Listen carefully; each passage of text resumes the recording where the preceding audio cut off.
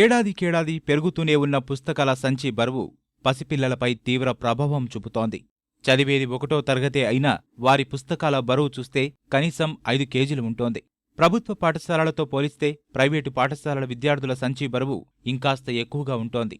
5వ తరగతి పిల్లలు 25 కిలోల బరువుంటే 10 కిలోల పుస్తకాల బరువు పాఠశాలలకు తీసుకెళ్లాల్సి వస్తోంది. ఇక ఉన్నత పాఠశాల విద్యార్థులైతే 13 నుంచి 20 కిలోల పుస్తకాల బరువును మోయాల్సి వస్తోంది.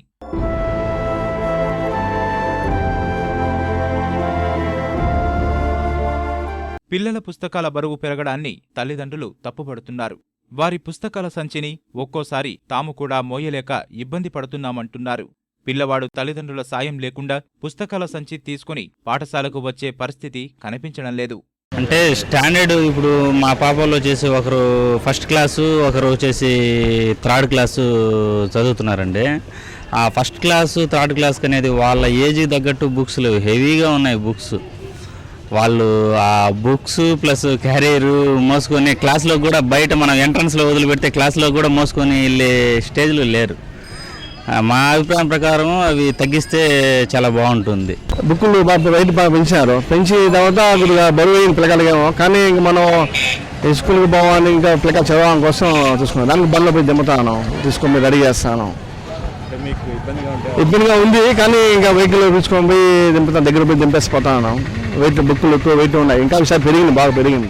పుస్తకాల భారాన్ని తగ్గించేందుకు వెంటనే చర్యలు తీసుకోవాలని యశ్పాల్ కమిటీ 1996లోనే సిఫార్సు చేసింది.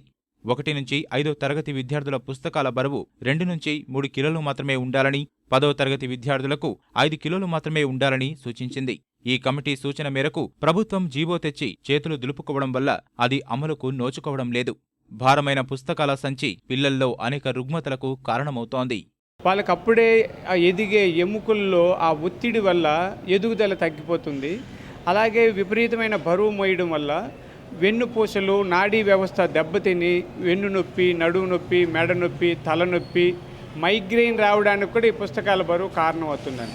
అంటే వీళ్ళు శారీరకంగా చాలా ఇబ్బంది పడుతున్నారు. కొంతమందికి అమ్మాయిలకైతే హార్మోన్ ప్రాబ్లమ్స్ వస్తున్నాయి. మెన్స్ట్రువల్ డిజార్డర్ అంటే ఋతుక్రమంలో వచ్చే తేడాలకు కూడా అధిక బరువు మోయడం ఒక కారణం అవుతుంది. పుస్తకాల నుంచి భారానికి అనుగుణంగా తగినంత పోషకాహారం లభించకపోతే అది మరిన్ని అనర్థాలకు దారితీస్తుందంటున్నారు నిపుణులు.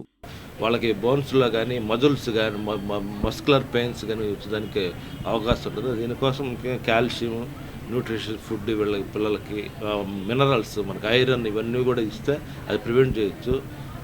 లేకుండా ఉంటే బాడీ వీక్ ఉన్న పిల్లలకు తప్పకుండా ఈ రిబ్ కేజ్ అయితేనేమి, ఎన్నుపూసలు అయితేనేమి, వాళ్ళు మోసేటువంటి చేతుల్లో ఉన్న బోన్స్ వల్ల అయితేనేమి ఇంట్లో కూడా తప్పకుండా ప్రాబ్లం వచ్చేదానికి అవకాశం ఉంటుంది.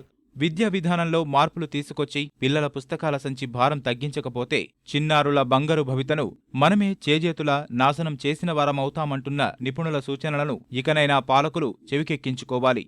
ఈ గుదిబండ నుంచి చిన్నారులకు ఉపశమనం కలిగించాలి.